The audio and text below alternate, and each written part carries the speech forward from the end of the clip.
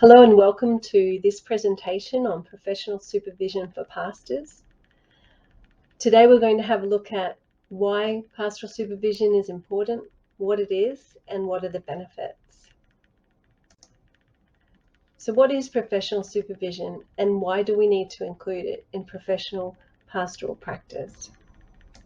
I'd first like to start just by introducing myself. My name's Michelle Farmer. I'm an ordained minister with the Church of the Nazarene in Maryborough, Queensland. I'm a pastor and professional pastoral supervisor. I have a Bachelor of Theology through Nazarene Theological College in Brisbane and a graduate certificate in professional pastoral supervision. I'm currently a student with the Australian Institute of Family Counselling, studying a graduate diploma in counselling. I'm passionate about seeing ministers and those they care for flourish. My purpose in being a professional supervisor is to support the well-being, growth and development of pastors, ministry workers and chaplains. So why is pastoral supervision important? Well, the track record of the church in ethical and moral failure and the burnout of pastors leads to an understanding that there is a need for change. Pastoral ministry is unique in many ways in the area of people helping, is that it is very demanding, high stress, can be a 24-hour job some days, and can have low pay, be quite isolating and lonely. And sometimes pressures come in the form of high stress and expectations beyond what pastors are able to meet. Also, there can be stresses, strains, and conflict within the systems of the church. The recommendation of the Royal Commission into institutional responses to child abuse uncovered the underlying factors that can lead to vulnerable people being harmed in the church. One of the recommendations they gave to be a preventative measure for this was to recommend professional pastoral supervision. They recommended in recommendation 1645 that each religious institution should ensure that all people in religious or pastoral ministry, including religious leaders, have professional supervision with a trained professional or pastoral supervisor. And a trained professional pastoral supervisor who has a degree of independence from the institution within which the person is in ministry. And in this way, there is a much better opportunity for the person to have genuine and accountable supervision. Our pastoral practices and personal well-being affect more than just ourselves. How we're going in our ministry, both within ourselves and in our competence and our well-being, affect everybody around us. If we're doing well, there's a ripple effect into good health and good practices in ministry that flow out of that. But if we're struggling and not doing well, then there's also a negative impact that comes from that. The goal of pastoral supervision is to help support and create healthy ministers and healthy ministries. So what is the goal of professional supervision for pastors? The goal of professional supervision is to be, as I would say, authentic disciples of Christ by growing stronger in well-being and faithful in our pastoral ministry. Pastoral ministry has a desire to create healthy, supported, professional, ethical, and accountable ministers and pastors. It is about helping us grow in our competence, our professionalism, our responsibility and service to others so that they experience genuine love in ways that is helpful and not harmful. And also that ministers themselves are not harmed in their practice. Sometimes we shy away from the word professional when we think about ministry because we often associate it more closely with the concept of business and not serving in love. But the original word profession comes from the word profess, and to profess means to speak out of and act out of our deepest convictions, our knowledge and experience. So the original word professional means somebody who has studied and practiced so that they can speak out of that and act out of that for the good and benefit of others. So for ministers, that is that we speak out and profess Christ in all that we say and do. And there's that authenticity where what we say and what we do match up so that our ministry is authentic and whole.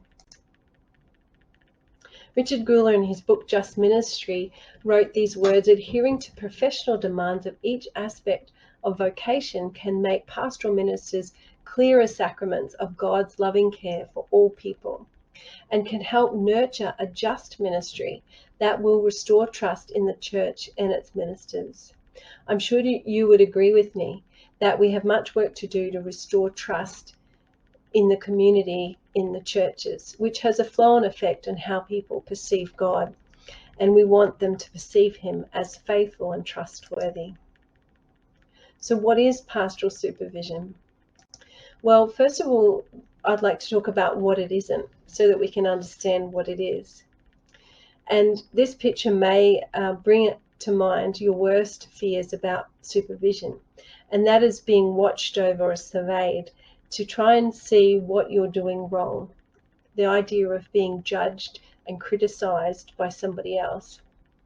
But that is not what pastoral supervision is about. Pastoral supervision is set within a professional supportive relation. It is a space where ministers and supervisors can work alongside each other in a relationship of equality to look at the work of the pastor.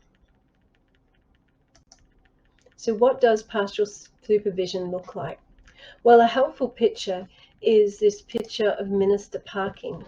The idea of stopping from our work to pause and reflect, to see where we're going, where we've been, and where we are right now, so that we can think about our work in helpful ways.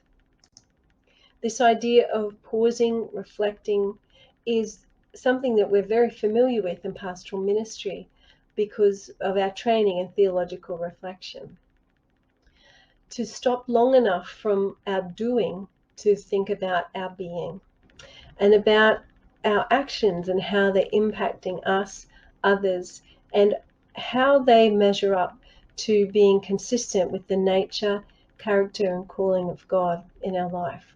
And then to take positive action out of that reflection so that we can continue to grow and be transformed and be more faithful to Jesus' call to follow me.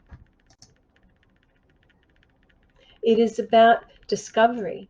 Sometimes in pastoral supervision, there is a need to look more closely at our work so that we can see it with greater clarity, that we can see the intricacies of things that would normally would go past us as we go on our busy way.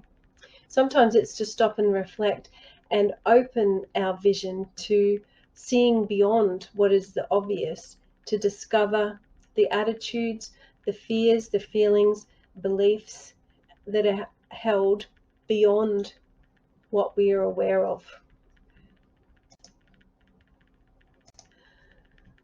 Pastoral supervision is also about growth. It is about being focused on moving forward, being open to transformation, growth that comes from insight and learning. We never stop learning. The healthy perspective is that as we learn and grow, we can become more and more the people that God has called us to be, and more competent and faithful ministers. So practically, pastoral supervision is set within a time frame of 1 hour. It is a contracted relationship, which means it is a relationship that is professional, and there are intervals set by your denomination in which you're to meet. Normally once a month, sometimes every 5 to 6 weeks, depending on your need, denomination's requirements. It is a private, safe, and confidential space in which to bring your work.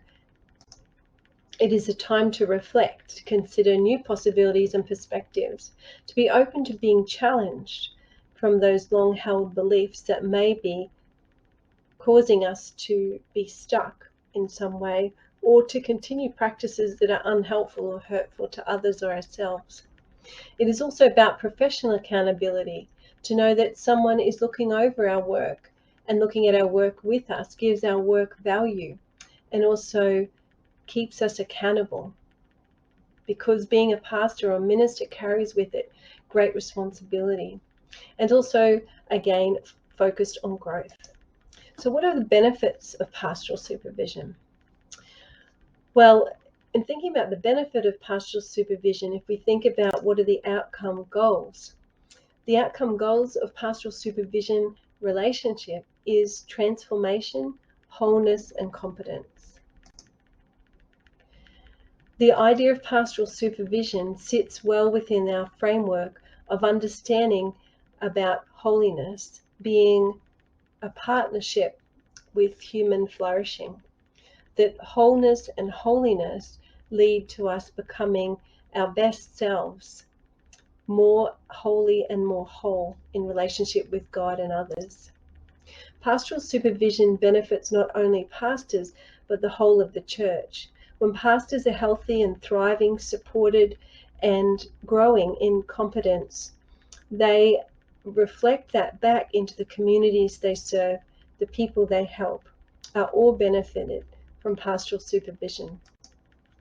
So together as a church, let's create a ministry culture of connection, support, accountability, excellence, and growth, so that we can not only prevent harmful situations occurring within the church where we are championing God's goodness in the lives of others, but also that ministers are protected from harm themselves, and that we can live out our best witness of God's love, wholeness, and desire for holiness in us.